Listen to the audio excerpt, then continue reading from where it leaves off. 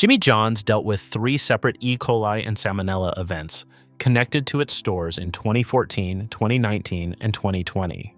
2 Sprout recalls and more than 70 confirmed illnesses later, the chain eventually pulled Sprouts from its menu for good. That is not even the most documented entry on this list.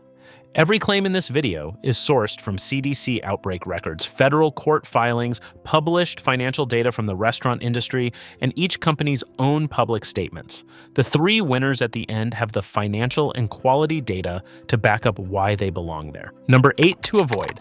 Mcalister's Deli. Mcalister's Deli positions itself as a step above fast food, built around the deli concept with baked potatoes, club sandwiches, and a leisurely lunch experience the word deli implies. The production reality is that Mcalister's is owned by Focus Brands, the same conglomerate that owns Cinnabon, Auntie Anne's, Carvel Ice Cream, Jamba Juice, and Schlotzsky's under one corporate roof. When a deli brand shares a parent company with a cinnamon roll chain, a pretzel chain, and a soft serve brand, the deli positioning is carrying more marketing weight than operational weight.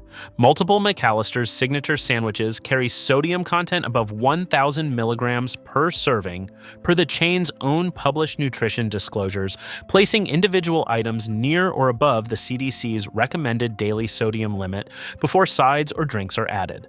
The brand charges deli prices for a product built at fast food franchise scale. Number 7. To avoid Potbelly sandwich shop. Potbelly built its reputation around genuinely good bread, hearty deli meat portions, and a warm toasted format that set it apart from the cold sub competition when it was growing through the 2000s. The business model that produced those results was also the source of its vulnerability. Potbelly thrived almost entirely in urban business centers, office districts, and airport terminals. When pandemic-related changes permanently reduced office foot traffic in those markets, Potbelly had no suburban or residential base to fall back on. Potbelly's revenue fell from $104.2 million in 2019 to $72.7 million in 2020, a drop of more than 30% per company financial disclosures cited by Eat This Not That. The company closed multiple locations and has operated at 434 stores since. The quality that made Potbelly worth seeking out is now inconsistently delivered across a financially stressed, smaller footprint. Number 6. To avoid. Wich. Wich was an innovative concept when it launched in Dallas in 2003, using paper sandwich bags as order slips that customers filled out themselves, an approach that genuinely improved order accuracy and customization. By 2017, the chain had grown to over 500 locations. As of 2024, that number has been cut below 250, a decline of more than 50% in 7 years. Customer reviews on Reddit, Yelp, and TripAdvisor have consistently flagged bread and meat quality as disappointing relative to the price point. Wich markets itself as a step above Subway, while charging more without the ingredient quality to justify the premium. The ordering system innovation has not been enough to overcome the fundamental complaint that the product inside the bag is not competitive with what the fast casual market now offers at the same price.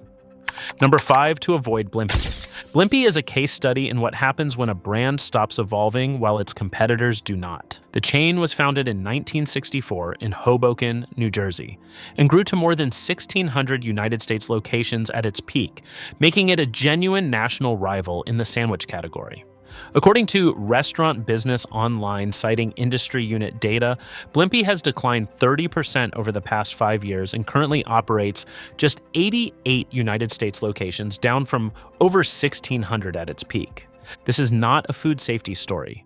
It is a brand that entered the 2000s with no differentiated quality story and no response to the rise of Jersey Mike's and Firehouse Subs, both of which grew rapidly by offering demonstrably higher quality at competitive prices. The market made its judgment over 2 decades, and Blimpy has shed more than 94% of its American store count as the direct result. Number 4. To avoid Quiznos. At its peak in the early 2000s, Quiznos had a genuinely strong proposition. The toasted sandwich format was a real differentiator, and at 5,000 US locations, the brand was the most credible threat Subway had ever faced. What followed is one of the most documented collapses in American franchise history. The American Bar Association specifically cited Quiznos as a cautionary tale for the franchising industry in a 2025 analysis. The brand filed for Chapter 11 bankruptcy in 2014. Court records and franchise industry reporting document the structural cause.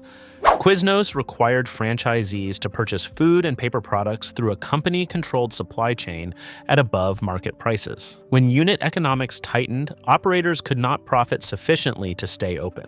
Restaurant business online data shows Quiznos generating just $415,000 in annual unit volumes compared to $965,000 or more for Jersey Mike's and Firehouse Subs. That gap explains why the brand now operates under 150 U.S. locations, a 97% reduction from its peak. Number 3, to avoid Arby's. Arby's "We Have the Meats" slogan creates a specific expectation about the protein quality in every sandwich. The production reality is publicly acknowledged by the company. Arby's roast beef arrives at restaurants in sealed bags surrounded by what the company calls a self-basting solution. The bags are oven heated for several hours, the beef is sliced and then placed under a heat lamp for additional holding time before service.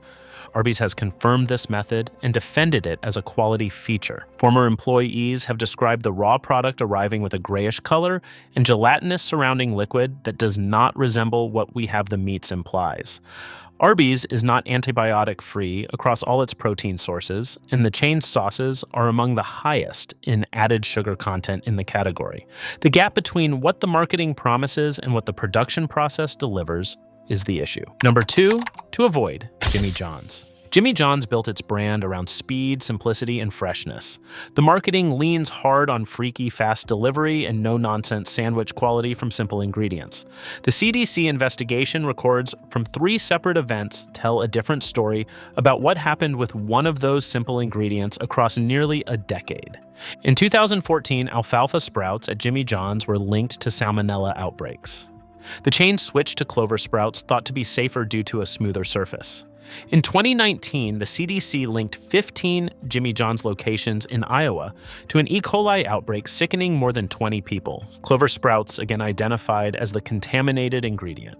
Sprouts from the same bacterial strain were linked to a second outbreak in 2020, sickening more than 50 people. The total confirmed illness count across 3 events exceeds 70.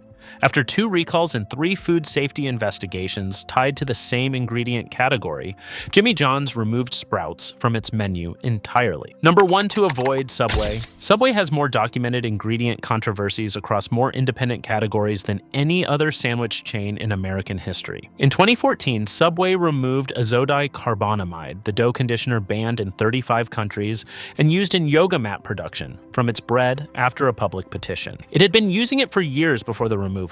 In 2017, Trent University researchers for CBC found Subway's oven-roasted chicken contained only 53% chicken DNA, with the rest primarily soy, and its chicken strips tested at 42%. Subway sued CBC for defamation. A Canadian judge ordered Subway to pay $500,000 in CBC's legal fees.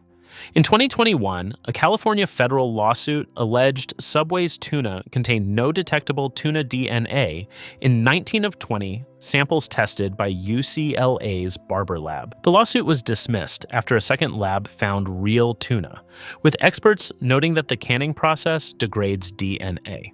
Ireland's Supreme Court ruled in 2020 that Subway bread could not legally be called bread under Irish food law because its sugar content was too high to meet the statutory definition.